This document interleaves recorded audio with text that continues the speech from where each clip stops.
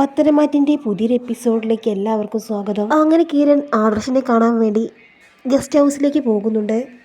അങ്ങനെ കിരൺ ആദർശിനോട് പറയുന്നുണ്ട്, അനന്തപുരിയിൽ നിന്ന് തന്നെ പരിഹരിക്കേണ്ട പ്രശ്നങ്ങളെ ഉണ്ടായിരുന്നുള്ളൂ. അനന്തപുരിയിൽ നിന്ന് തന്നെ നിനക്ക് അന്വേഷിക്കാമായിരുന്നല്ലോ. എന്തിനാണ് ഗസ്റ്റ് ഹൗസിലേക്ക് താമസം മാറിയത്? അതുകൊണ്ട് ശത്രുക്കൾക്ക് എളുപ്പമായില്ലേ? കാര്യങ്ങളൊക്കെ അവർ വിചാരിച്ചതുപോലെ തന്നെ നടക്കില്ലേ എന്നൊക്കെ പറയുന്നുണ്ട് കിരൺ. ആ സമയം ആദർശ് പറയുന്നുണ്ട്, മുത്തശ്ശൻ്റെ പെരുമാറ്റം എനിക്ക് വല്ലാതെ വിഷമം നൽകുന്നു. അനന്തപുരി നിൽക്കുമ്പോൾ വല്ലാത്തൊരവസ്ഥയാണ്. സത്യം തെളിയിക്കാനുള്ള മനസ്സൊന്നും അവിടെ നിൽക്കുമ്പോൾ ഉണ്ടാകാറില്ല.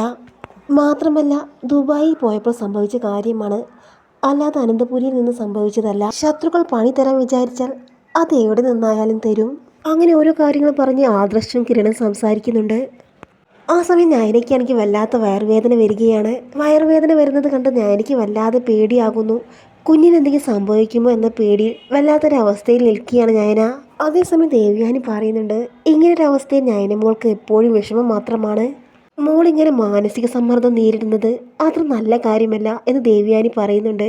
ഇതേസമയം കിരൺ ആദർശനോട് പറയുന്നുണ്ട്, നീ എന്തായാലും വീട് വിട്ടു വന്നത് ശരിയായില്ല. എന്തായാലും നിന്റെ അപ്പച്ചി അബിയും മാത്രമല്ല വേറെയും ശത്രുക്കൾ നിനക്ക് അനന്തപുരിയിലുണ്ട്. ആരൊക്കെയോ പിന്നിൽ നിന്ന് കളിക്കുന്നുണ്ട് ആദർശേ എന്ന് പറയുകയാണ് കിരൺ. എന്തായാലും എൻ്റെ നിരപരാധിത്വം തെളിയിച്ചിട്ടേ ഞാൻ അനന്തപുരിയിലേക്ക് പോകൂ.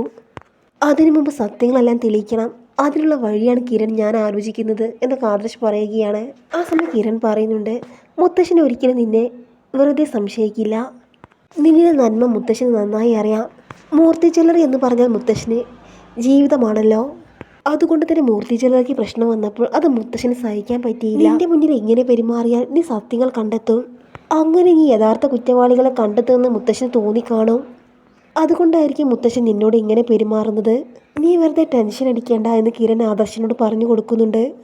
മുത്തശ്ശൻ എന്ത് മനസ്സിൽ കണ്ടാലും മുത്തശ്ശൻ്റെ പെരുമാറ്റം എന്നെ വല്ലാതെ സങ്കടപ്പെടുത്തുന്നു. കാരണം മുത്തശ്ശൻ ഇതുവരെ തന്നോട് ഇങ്ങനെ പെരുമാറിയിട്ടില്ല.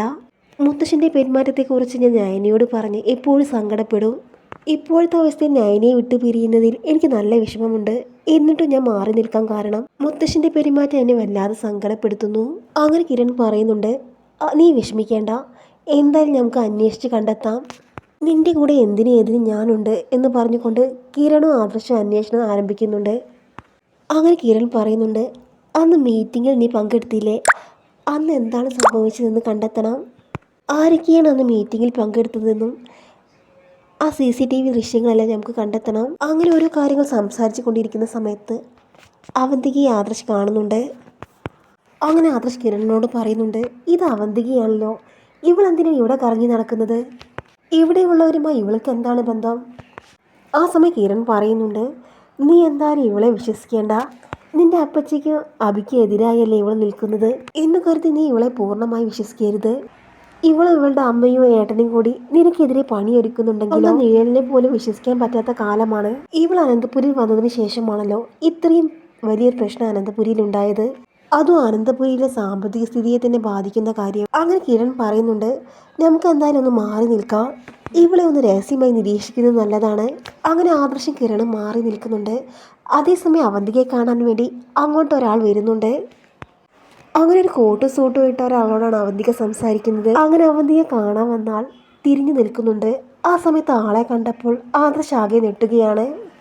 അങ്ങനെ ആദർശ് ഞെട്ടിക്കൊണ്ട് കിരണിനോട് പറയുന്നുണ്ട്, കിരൺ, ഇത് അവന്തികയുടെ അച്ഛനാണ്. വർഷങ്ങൾക്ക് മുമ്പ് ഇയാളെ മുത്തശ്ശൻ അനന്തപുരിയിൽ നിന്ന് പുറത്താക്കിയതാണ്. ആ സമയം കിരൺ പറയുന്നുണ്ട്, ആദർശി, നീ വിചാരിച്ചതുപോലെയല്ല. ഇവളാണ് എല്ലാത്തിനും പിന്നിൽ. ഇവളുടെ അച്ഛനും അമ്മയും എല്ലാവരും കൂടിയുള്ള കളിയായിരിക്കും. അനന്തപുരിയെ തകർക്കാൻ വേണ്ടി ഇവളുടെ അച്ഛൻ ഇങ്ങോട്ട് അയച്ചതാണ്. അതിനൊരു സംശയവുമില്ല ആദർശേ. ആ സമയം കിരൺ പറയുന്നുണ്ട്, അവർക്ക് എന്തായാലും വലിയൊരു പ്ലാൻ തന്നെ അവരുടെ മുന്നിലുണ്ട്. എന്തോ സീരിയസ് ആയിട്ട് തന്നെയാണ് അവർ സംസാരിക്കുന്നത്. എന്തോ കാര്യമായിട്ടുള്ള ഗൂഢാലോചന തന്നെ അവർ നടത്തുന്നുണ്ട്. ഇവളായിരിക്കും അനന്തപുരിയിലെ കാര്യങ്ങളൊക്കെ പുറത്തേക്ക് ചോർത്തി കൊടുക്കുന്നത്. ഇവളുടെ അച്ഛനെ വർഷങ്ങൾക്ക് മുമ്പ് അനന്തപുരിയിൽ നിന്ന് പുറത്താക്കിയതല്ലേ, അതിൻ്റെ പക തീർക്കാൻ വന്നതായിരിക്കും അച്ഛനും മകളും. ആദർശി, നീ കാര്യം ഉറപ്പിച്ചോ? ഈ അവന്തിക തന്നെയാണ് അനന്തപുരിയിലെ കാര്യങ്ങളെല്ലാം പുറത്തേക്ക് ചോർത്തി കൊടുക്കുന്നത്. AM ജ്വല്ലറിയുമായി ഇവൾക്ക് എന്തോ ബന്ധമുണ്ട്. മാത്രമല്ല നവ്യയുമുണ്ടല്ലോ AM ജ്വല്ലറിയുടെ പരസ്യം ചെയ്യാൻ. അങ്ങനെ അഭിയും ചിരച്ചിയും നവ്യയും ഇവളും അങ്ങനെ എല്ലാവരും കൂടി കളിക്കുകയാണെന്നും പറയാൻ പറ്റില്ല. അല്ലെങ്കിൽ ഇത്രയും പെട്ടെന്ന് മൂർത്തി ജ്വല്ലറിയുടെ തകർച്ച ആരംഭിക്കില്ല എന്ന് പറയുന്നുണ്ട് കിരൺ. ആ സമയം ആദർശ് പറയുന്നുണ്ട്, അപ്പച്ചിക്ക് ഇയാളോട് അത്ര താല്പര്യമില്ല. അതുകൊണ്ടാണ് ഇയാൾ പോകുന്ന സമയത്ത് അപ്പച്ചി ഇയാളുടെ കൂടെ പോകാതിരുന്നതും അനന്തപുരിയിൽ തന്നെ താമസിച്ചതും. അനന്തപുരിയുടെ സ്വത്തുക്കൾ വേണമെന്ന് അപ്പച്ചിക്ക് അന്നേ മോഹമുണ്ട്. അനന്തപുരിയിൽ തന്നെ പിടിച്ചു നിന്നാൽ അവിടുത്തെ സ്വത്തുക്കളെല്ലാം കിട്ടുമെന്ന് അപ്പച്ചിക്ക് അറിയാം. അതുകൊണ്ട് തന്നെ ഇയാളുമായിട്ട് ഒരു കോണ്ടാക്റ്റും ഇല്ലായിരുന്നു. ഇയാളോട് കടുത്ത ശത്രുതയിലാണ് അപ്പച്ചി. അങ്ങനെ ഒന്ന് ചിന്തിക്കല്ലേ ആദർശേ. ചിലപ്പോൾ ഇവർ തമ്മിൽ കോണ്ടാക്റ്റ് ഉണ്ടെങ്കിലോ, അനന്തപുരിയിൽ അപ്പച്ചി എന്തെല്ലാം പ്രശ്നങ്ങൾ ഉണ്ടാക്കി അതൊക്കെ ഇയാൾ അറിഞ്ഞുകൊണ്ടാണെങ്കിലോ എന്നൊക്കെ പറയുന്നുണ്ട് കിരൺ. അങ്ങനെ കിരൺ ആദർശിനോട് പറയുന്നുണ്ട്, ഇനിയെല്ലാം കാര്യങ്ങൾ സൂക്ഷിച്ച് ചെയ്യണം. ഇവരെ എല്ലാവരെയും ഒരുപോലെ തന്നെ നിരീക്ഷിക്കണം. അവന്തിക്ക് എങ്ങോട്ടാണ് പോകുന്നത്, ആരൊക്കെയാണ് കാണുന്നത്, എല്ലാം ഫോളോ ചെയ്യണം. നന്ദുവിനോടും ഇക്കാര്യം പറയാം. അങ്ങനെ ആദർശം കിരൺ കാര്യമായി തന്നെ അന്വേഷണം നടത്തുന്നുണ്ട്. അവന്തിയെ നിരീക്ഷിക്കാൻ നന്ദുവിനെ ഏൽപ്പിക്കുകയാണ്. അങ്ങനെ അവന്തികയാണ് യഥാർത്ഥ കുറ്റവാളി എന്ന് ആദർശം കിരണും കണ്ടെത്തുകയാണ്.